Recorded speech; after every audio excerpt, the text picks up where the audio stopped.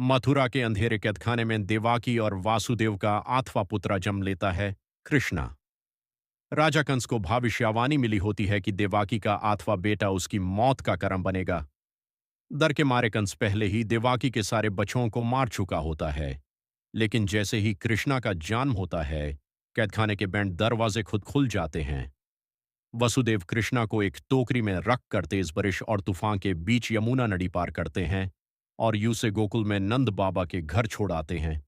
गोकुल में कृष्णा माँ यशोदा के लाडले बनकर बढ़ने लगते हैं। बचपन से ही उनकी शरारतें सबको हैरान कर देती हैं।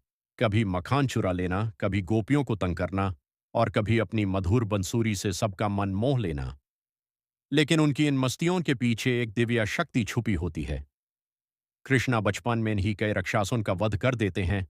पुतना, त्रिनवार्ता और कलिया नाग जैसे दुष्ट उनके सामने टिक नहीं पाते।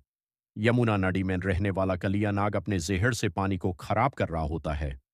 गांव वाले दारे हुए होते हैं, लेकिन कृष्णा बिना दारे उस नाग के पास पहुंच जाते हैं।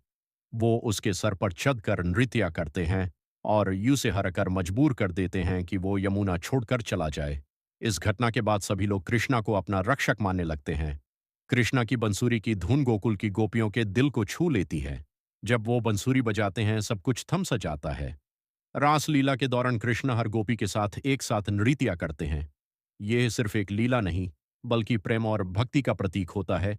राधा और कृष्णा का पवित्र रिश्ता सबके लिए एक आदर्श बन जाता है। समय के साथ कृष्णा बड़े होते हैं और अपनी असली जिम्मेदारी समझते हैं। वो मथुरा लौटकर कंस का सामना करते हैं। कुश्ती के मैदान में भयंकर युद्ध होता है, लेकिन आखिरकार कृष्ण कंस को हराकर उसका वध कर देते हैं।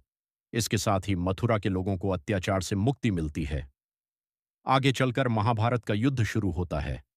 कृष्ण अर्जुन के सारथी बनते हैं। युद्ध के दौरान अर्जुन अपने ही रिश्तेदारों को देखकर घबरा जाता है और अपने हथियार डालता है। तब कृष्ण इस जीवन का सबसे बड़ा ज्ञान देते हैं, भगवत गीता का उपदेश। वो समझाते हैं कि इंसान का कर्तव्य है कर्म करना, बिना